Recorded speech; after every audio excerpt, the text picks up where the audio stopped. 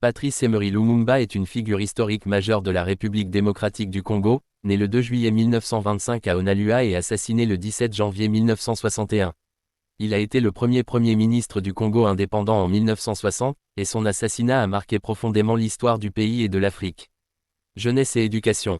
Lumumba est né dans une famille paysanne de la région du Kasaï, alors partie du Congo belge. Il a reçu une éducation dans les écoles protestantes et catholiques, puis a travaillé dans différents domaines, notamment comme employé dans une société minière et au PTT. Ascension politique. Lumumba s'est rapidement engagé dans le mouvement politique, créant le Mouvement national congolais, MNC, en 1958. Il prônait un Congo uni, laïque et indépendant. Il a participé à la conférence de la Table ronde à Bruxelles en janvier 1960, qui a abouti à la proclamation de l'indépendance du Congo. 30 juin 1960. Le Congo devient indépendant. Mais derrière les drapeaux qui flottent et les chants de victoire, un homme prononce un discours qui va choquer le monde. Cet homme, c'est Patrice Emery Lumumba. De notre lutte pour la liberté. Car cette indépendance du Congo, si elle est proclamée aujourd'hui dans l'entente avec la Belgique, pays ami avec qui nous traitons d'égal à égal, ni les Congolais digne de ce nom ne pourra jamais oublier cependant que c'est par la lutte qu'elle a été conquise.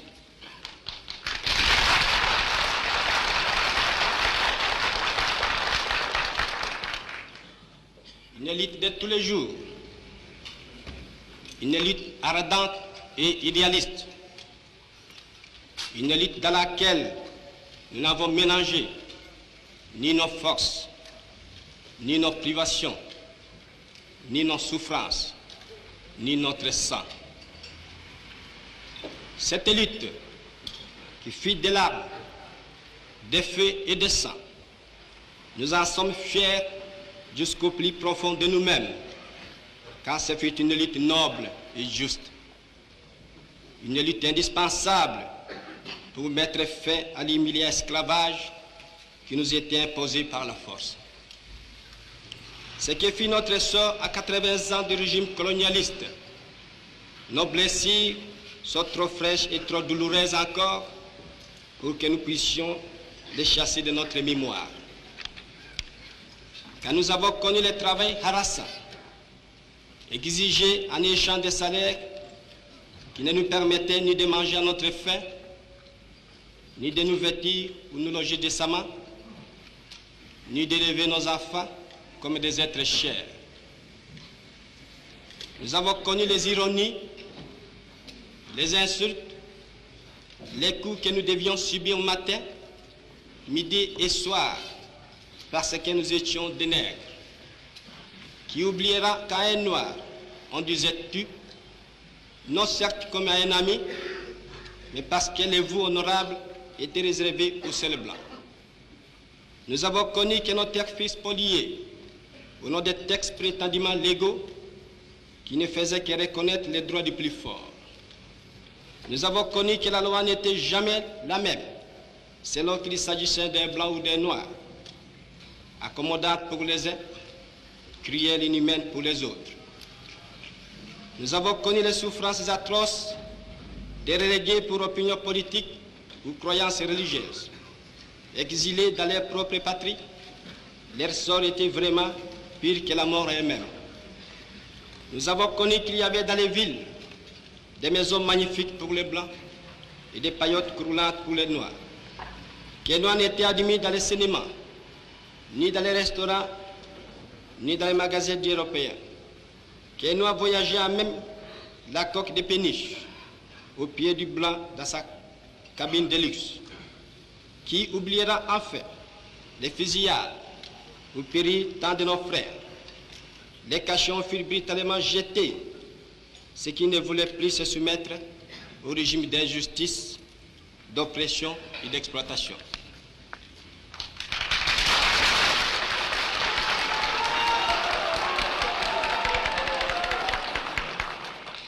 Tout cela, mes frères, nous en avons profondément souffert. Mais tout cela aussi, nous que les votes de vos représentants élus a agréé pour diriger notre cher pays, Nous qui avons souffert dans notre corps et dans notre quai de l'oppression colonialiste, nous vous le disons, tout haut, tout cela est désormais fini. La République du Congo a été proclamée et notre cher pays est maintenant entre les mains de ses propres enfants. Ensemble, mes frères, mes sœurs, nous allons commencer une nouvelle lutte sublime qui va mener notre pays à la paix, à la prospérité et à la grandeur. Nous allons établir ensemble la justice sociale et assurer que chacun reçoive la juste rémunération de son travail.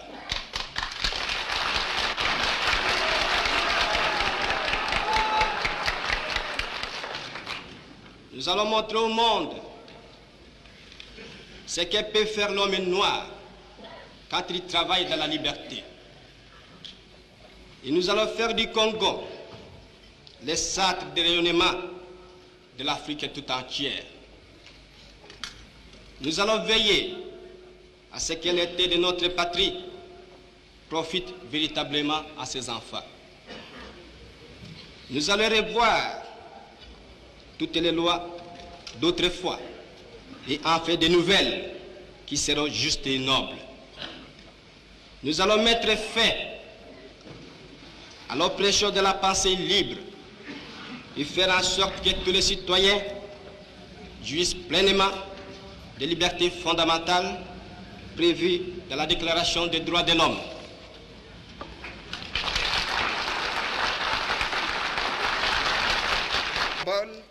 Institué dans son intérêt exclusif. Le Congo a été doté de chemins de fer, de routes, de lignes maritimes et aériennes qui, en mettant vos populations en contact les unes avec les autres, ont favorisé leur unité et ont élargi le pays aux dimensions du monde. Un service médical dont la mise au point a demandé plusieurs années, a été patiemment organisé et vous a délivré de maladies combien dévastatrices. Des hôpitaux nombreux et remarquablement outillés ont été construits. L'agriculture a été améliorée et modernisée. De grandes villes ont été édifiées et à travers tout le pays, les conditions de l'habitation et l'hygiène traduisent de remarquables progrès. Des entreprises industrielles ont mis en valeur les richesses naturelles du sol. L'expansion d'une activité économique a été considérable, augmentant ainsi le bien-être de vos populations et dotant le pays de techniciens indispensables à son développement.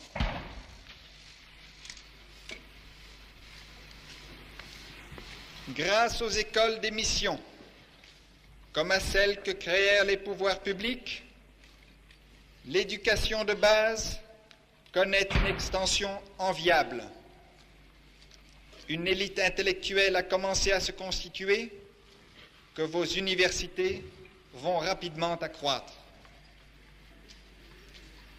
Un nombre de plus en plus considérable de travailleurs qualifiés appartenant à l'agriculture, à l'industrie, à l'artisanat, au commerce, à l'administration, font pénétrer dans toutes les classes de la population l'émancipation individuelle qui constitue la véritable base de toute civilisation. Nous sommes heureux d'avoir ainsi donné au Congo, malgré les plus grandes difficultés, les éléments indispensables à l'armature d'un pays en marche sur la voie du développement. À présent, cette indépendance. C'est à vous, messieurs, qu'il appartient maintenant de démontrer que nous avons eu raison de vous faire confiance. Dorénavant, la Belgique et le Congo se trouvent côte à côte comme deux États souverains, mais liés par l'amitié et décidés à s'entraider. Aussi, nous remettons aujourd'hui entre vos mains tous les services administratifs, économiques, techniques et sociaux, ainsi que l'organisation judiciaire, sans lesquels un État moderne n'est pas viable. Les agents belges sont prêts à vous apporter une collaboration loyale et éclairée.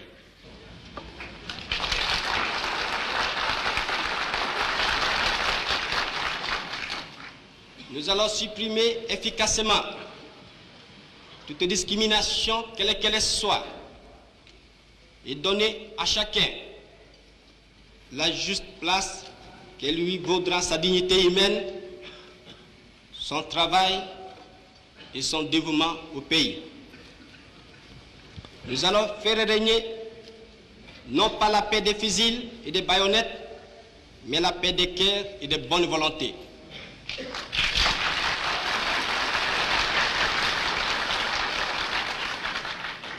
Et pour tout cela, chers compatriotes, soyez sûrs que nous pourrons compter non seulement sur nos forces énormes et nos richesses immenses, mais sur l'assistance de nombreux pays étrangers dont nous accepterons la collaboration chaque fois qu'elle sera loyale et ne cherchera pas à nous imposer une politique quelle qu'elle soit.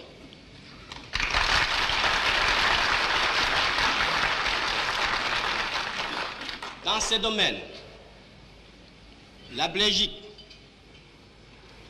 qui comprenant en fait l'essence de l'histoire, n'a pas essayé de s'opposer à notre indépendance, est prête à nous accorder son aide et son amitié, et un traité vient d'être signé dans ce sens entre nos deux pays égaux et indépendants. Cette coopération, j'en suis sûr, sera profitable aux deux pays. De notre côté, tout en restant vigilants, nous saurons respecter les engagements librement consentis. Ainsi, tant à l'intérieur qu'à l'extérieur, le Congo nouveau, notre chère République, que mon gouvernement va créer, sera un pays riche, libre et prospère. Mais pour que nous arrivions sans retard à ce but, vous tous, législateurs et citoyens congolais, je vous demande de m'aider de toutes vos forces. Je vous demande à tous d'oublier les querelles tribales qui nous épuisent, qui risquent de nous faire mépriser à l'étranger. Je demande à la minorité parlementaire d'aider mon gouvernement par une opposition constructive et de rester strictement dans les voies légales et démocratiques. Je vous demande à tous de ne reculer devant aucun sacrifice pour assurer la réussite de notre grandiose entreprise. Je vous demande enfin de respecter inconditionnellement la vie et les biens de vos concitoyens et des étrangers établis dans notre pays. Si la conduite de ces étrangers laisse à désirer, notre justice sera prête à les expulser du territoire de la République. Si par contre leur conduite est bonne, il faut les laisser en paix, car eux aussi travaillent à la prospérité de notre pays. L'indépendance du Congo marque un pas décisif vers la libération de tous les continents africains.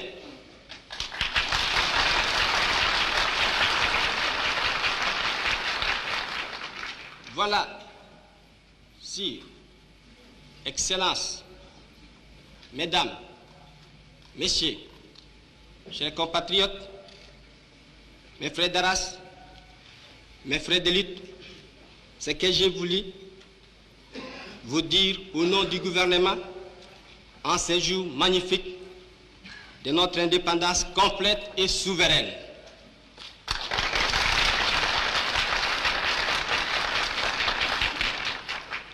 Notre gouvernement fort, national, populaire, sera le salut de ce pays. J'invite tous les citoyens congolais, hommes, femmes et enfants, de se mettre résolument au travail en vue de créer une économie nationale prospère qui consacrera notre indépendance économique. Hommage aux combattants de la liberté nationale. Vive l'indépendance et l'unité africaine. Vive le Congo indépendant et souverain.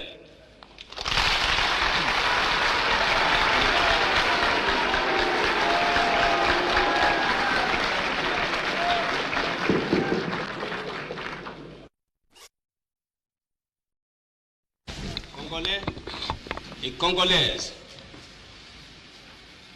combattants de l'indépendance, aujourd'hui victorieux, je vous salue au nom du gouvernement congolais. À vous tous, mes amis, qui avez lutté sans relâche à nos côtés,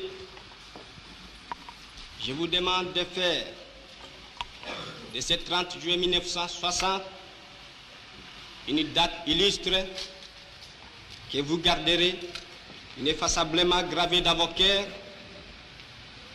une date dont vous enseignerez avec fierté la signification à vos enfants, pour que ceux-ci, à leur tour, fassent connaître à leurs fils et à leurs petits-fils l'histoire glorieuse de notre lutte pour la liberté.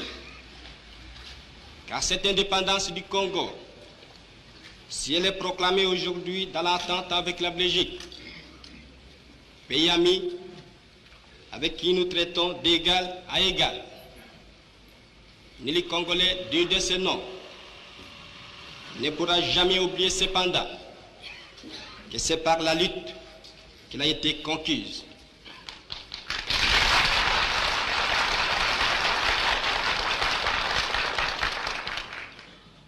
Une lutte de tous les jours, une lutte ardente et idéaliste, une lutte dans laquelle nous n'avons mélangé ni nos forces, ni nos privations, ni nos souffrances, ni notre sang.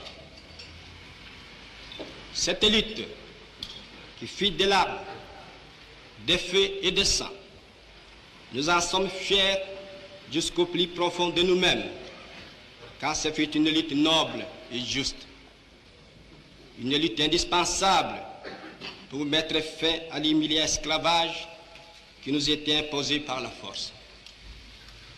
Ce qui fit notre sort à 80 ans du régime colonialiste, nos blessures sont trop fraîches et trop douloureuses encore pour que nous puissions les chasser de notre mémoire. Quand nous avons connu le travail harassant, exigé en échange des salaires qui ne nous permettaient ni de manger à notre faim, ni de nous vêtir ou nous loger décemment, ni d'élever nos enfants comme des êtres chers. Nous avons connu les ironies, les insultes, les coups que nous devions subir matin, midi et soir, parce que nous étions des nègres.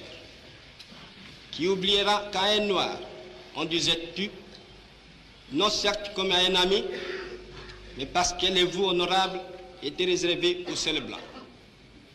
Nous avons connu que nos terres fils spoliés, au nom des textes prétendument légaux qui ne faisaient que reconnaître les droits du plus fort.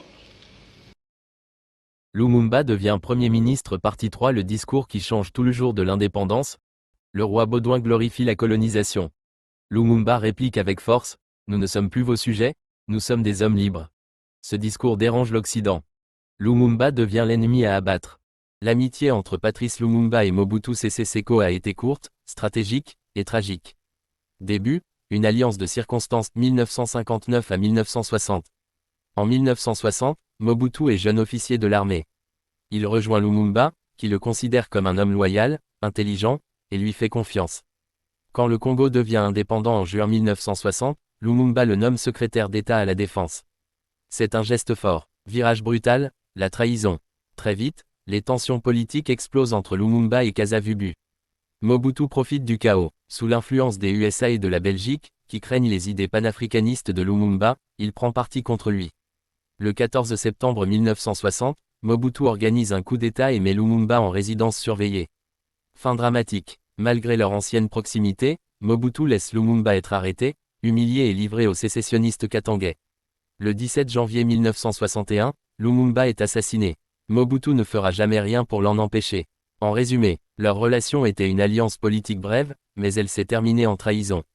Mobutu s'est servi de cette proximité pour prendre le pouvoir, au prix de la vie de Lumumba. At the same time, the Soviet Union has been demanding Lumumba's release and immediate talks at the United Nations. Mobutu enjoys the sight of Lumumba being tied up more firmly for transfer to the garrison town of Teesville. A soldier tries to stuff into Lumumba's mouth a crumpled speech asserting his claim to power. The former premier shows no emotion. It may be the end of a chapter, but not yet the end of the Congo story. Premier ministre et crise congolaise. Lumumba est devenu le premier Premier ministre du Congo après les élections de mai 1960. Son gouvernement a été confronté à de graves problèmes, notamment la sécession du Katanga, la mutinerie de la force publique, et l'ingérence étrangère. La crise congolaise a conduit à une intervention des Nations Unies et à une instabilité politique majeure. Assassinat. Lumumba a été arrêté en décembre 1960, transféré au Katanga, et finalement assassiné le 17 janvier 1961. Les circonstances de sa mort restent controversées, mais il est largement admis que son assassinat a été orchestré par des puissances étrangères et des acteurs congolais. Héritage. Patrice Lumumba est considéré comme un héros national et un symbole de la lutte pour la liberté et l'indépendance en Afrique.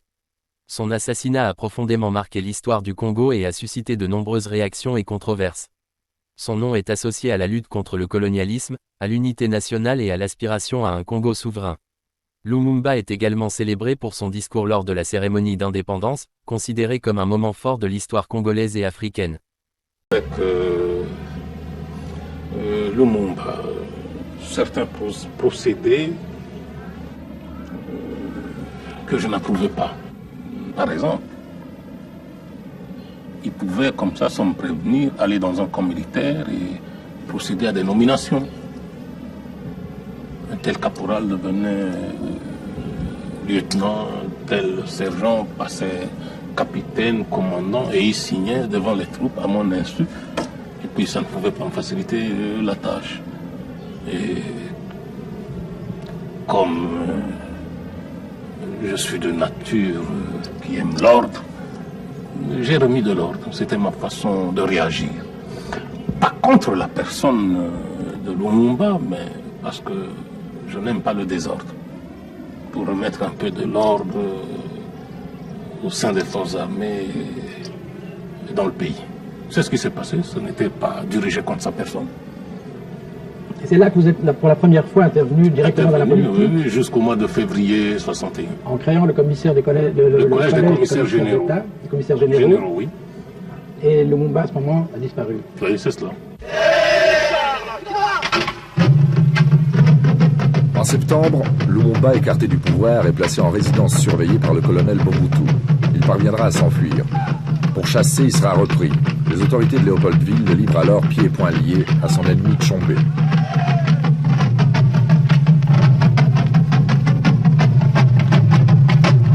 Horriblement sévicié, Lumumba mourra sous les coups en janvier 1961. Le martyre de Patrice Lumumba est achevé. Aujourd'hui, il est vénéré comme le héros de l'indépendance dans toute l'Afrique, même au Zaïre.